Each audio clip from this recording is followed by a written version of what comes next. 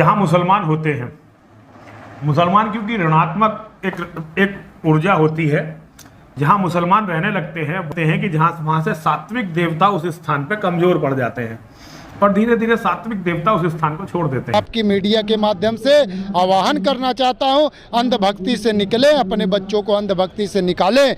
हाँ, मैं ये भी कहना चाहता हूं कि धर्म की रक्षा करो, धर्म आपकी रक्षा करेगा, लेकिन धर्म में आप अंधे मत हो जाइए। जो धर्म आपको सिखाता है, धर्म के रास्ते पे चलना सिखाता है, प्रेम सिखाता है, भाईचारा सिखाता है और सबको साथ लेकर चलने का सिखाता है। अस्सलाम वालेकुम दोस्तों, मैं हूं शारिफ खान। आज हमारे साथ बातचीत करने के लिए एक ऐसे भगवाधारी शख्स हैं जो पहले बहुत बड़े अंधभक्त थे, जिन्होंने अंधभक्ति के सारे रिकॉर्ड तोड़ दिए थे, लेकिन जब से उनकी बात समझ में आई है, लगातार ऐसे पाखंडी बाबाओं की रील हो रहे हैं।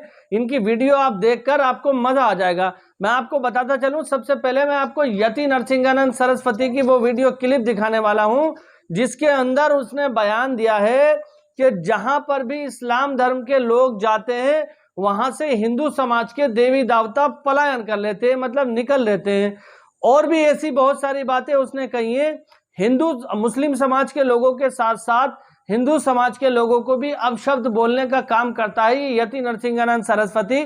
इसके इस नफरती बयानों की वजह से इसको सलाखों के पीछे होना चाहिए था, लेकिन ये अब तक खुलेआम घूम रहा है। तो चलिए वीडियो को शुरू करते हैं। सबसे पहले मैं आपको यति नरसिंहानंद सरस्वती की वो वीडियो दिखाता हूं, जिसमें उसने मुसलमानों के खिलाफ अभद्र भाषा का प्रयोग किया और साथ ही साथ हिंदू समाज के लोगों का भी अपमान किया। यति नरसिंहानंद सरस्वती की ये वीडियो देखिए, उसके बाद मैं आपको दिखाने वाला हूं कि किस तरह से यति नरसिंहानंद सरस्वती और पंडित धीरेन्द्र शास्त्री जो बागेश्वर धाम वाले बाबा हैं, उनकी भक्ति में लीन एक भगवाधारी शख्स, जिसने लगातार 2 बार यानी कि 9 साल तक 10 साल तक उसने किसी एक समाज की सेवा की और पूरी तरह से उसका ब्रेन वॉश था। लगातार एक विशेष समुदाय के लोगों से नफरत उसके मन में पैदा थी, लेकिन आज वो शख्स इतना बेहतरीन हो चुका है, इतना अच्छा हो चुका है कि इन जैसे बाबाओं की पोल खोलता है, इनकी रील धोता है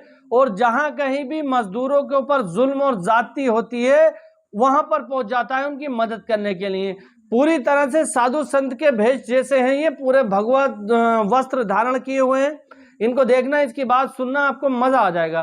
तो शुरू करते हैं ये वीडियो क्लिप। इस वीडियो के अंदर ये लोग जो कुछ भी बोल रहे हैं, इनकी सत्यता की पुष्टि हम नहीं करते, इसके जिम्मेदार केवल और केवल ये लोग हैं। देखिए, जहाँ मुसलमान होते हैं, मुसलमान क्योंकि ऋणात्मक एक ऊर्जा होती है, जहाँ मुसलमान रहने लगते हैं वहाँ वो गऊ का मांस खाने लगते हैं, गऊ काटने लगते हैं और ऐसी क्रियाएं करने लगते हैं कि जहाँ वहाँ से सात्विक देवता उस स्थान पे कमज़ोर पड़ जाते हैं और धीरे धीरे सात्विक देवता उस स्थान को छोड़ देते हैं।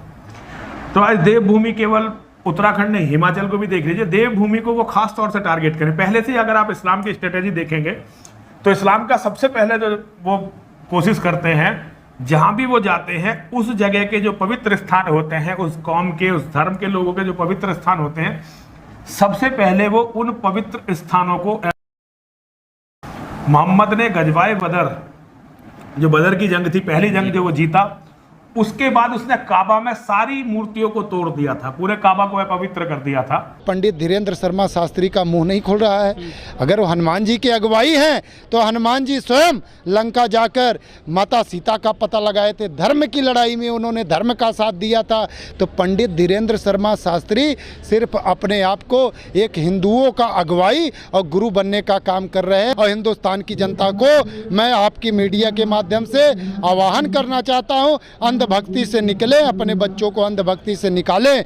हाँ, मैं ये भी कहना चाहता हूँ कि धर्म की रक्षा करो, धर्म आपकी रक्षा करेगा, लेकिन धर्म में आप अंधे मत हो जाइए।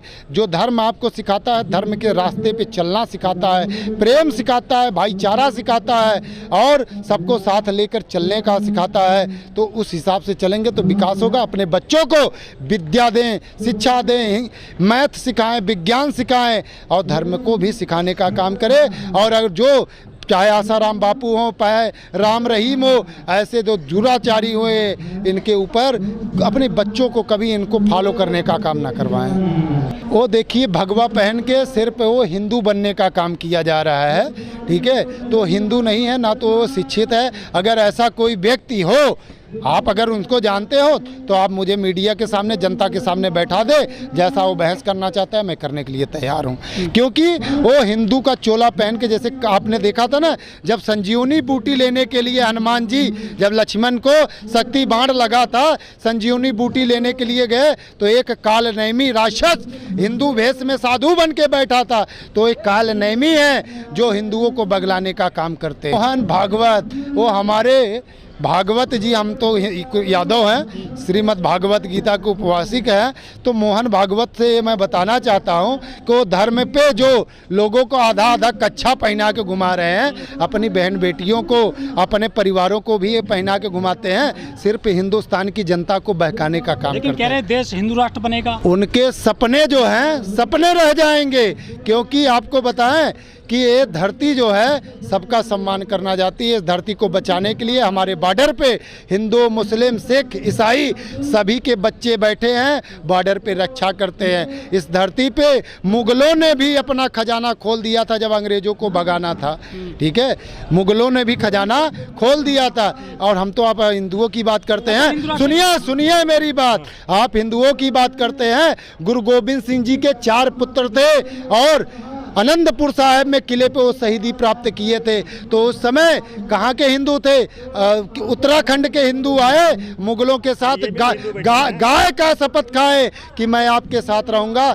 तो उस समय वो हिंदू बनना जो चाहते थे वो पीछे हट गए और गुरु गोविंद सिंह जी के बच्चों को शहीदी प्राप्त हो गया। तो यहाँ हिंदू नहीं थे। कि हमारे प्रधानमंत्री बोलते हैं बेटी पढ़ाओ बेटी बचाओ, और नारियों का हक दिलाने की बात करते हैं। दिल्ली लाल किले पे शेर की तरह दहाड़ते हैं कि भ्रष्टाचार मुक्त भारत बनाएंगे। आज हमारी ये जो सेना है, हम किसान के बेटे हैं, देर रात मेहनत करते हैं, अपने बच्चों को शिक्षा देते हैं, उनको सेना में भर्ती कर देते हैं। आज उनका भी पेंशन बंद कर दिया गया है, हर एक चीज़ प्राइवेट कर दिया गया है, नौकरी नहीं दे रहे हैं, हर विभाग को परेशान किया जा रहा है।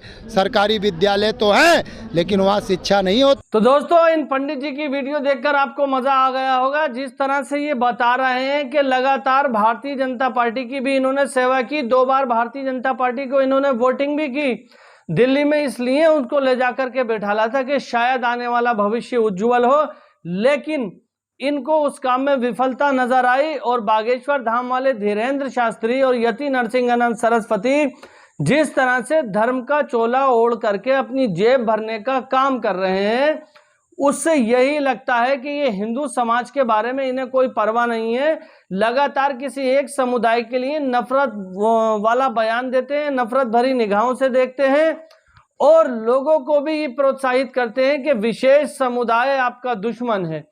लोगों के अंदर इस तरह की गंदगी भर रहे हैं जिससे समाज का कभी भला नहीं हो सकता। लेकिन बड़ी बात यहाँ पर यह है कि जब कभी भी किसी समाज के बारे में आप बुरा सोचोगे तो वो समाज के लोग उतना ही ज्यादा निखर के आपके सामने आएंगे।